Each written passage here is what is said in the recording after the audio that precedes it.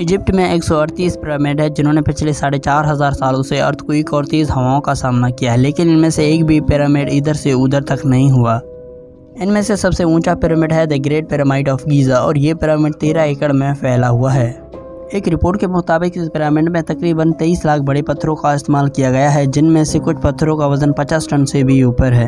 एक अंदाजे के मुताबिक इस पिरामिड का वजन 60 लाख टन के बराबर है। अब यहाँ पर सवाल ये पैदा होता है कि इतने ऊंचे पिरामिड बनाने का मकसद क्या था, जबकि हज़ारों साल पहले इंसानों के पास ना ही जदीद मशीनें थी और ना ही जदीद कारीगरी। फिर आखिर कैसे इन पिरामिड की दीवारों को इंच बाय इंच लेवल किया गया, चलिए जानते हैं आज की इस वीडियो में।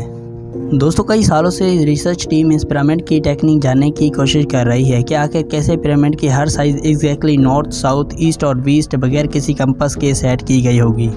लेकिन कई लोगों का मानना यह है कि उस टाइम के आर्किटेक्ट ने ऐसी ज़मीन की तलाश की होगी जो लाखों टन वजनी पत्थरों का वजन आसानी से बर्दाश्त कर सके। उसके बाद पोलर स्टार की मदद से पिरामिड को मार्क किया गया होगा, ना किसी कंपास और ना ही किसी ऑप्टिकल इंस्ट्रूमेंट। सिर्फ इस बेसिक टेक्निक से इस पिरामिड की डायरेक्शन सेट की गई। जिस 13 एकड़ की ज़मीन पर इस पिरामिड को बनना था, उसका लेवल थोड़ा सा भी आउट होता तो इस पिरामिड का खड़ा होना पॉसिबल ही नहीं होता। अब इस ज़मीन को लेवल करने के लिए उस टाइम के इंजीनियर के पास ना ही लेज़र लेवलर था और ना ही बबल लेवल।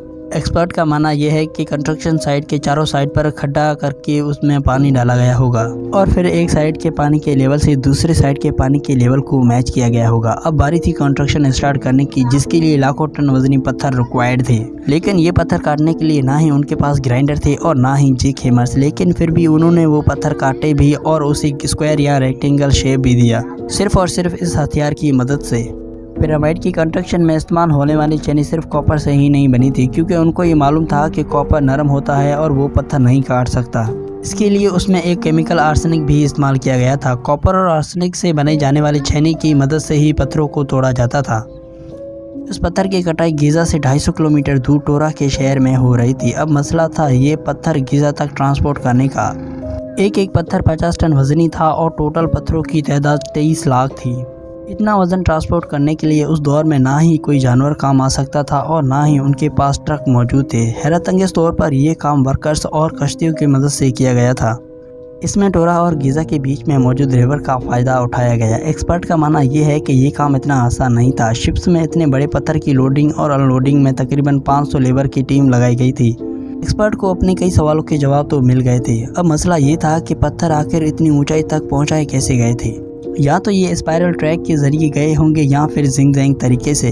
लेकिन एक बात तो तय है कि एक एक पत्थर मजदूरों की मदद से खींच कर ऊपर ले जाया गया होगा। बात सिर्फ लाखों मजदूरों, छेनी, हथौड़े से लाइमस्टोन को काटना और इतने बड़े पत्थरों को ट्रांसपोर्ट करने की ही नहीं थी। इसमें कंपार्टमेंट के अंदर जाने का रास्ता और कई छोटी छोटी सुरंगें भी बनाई गई थी। आखिरकार पिरामिड्स को बनाने का मकसद क्या था और उसको बनाने में कितने मजदूर एक ही वक्त में काम करते थे, ये तो अभी तक किसी को मालूम ही नहीं है।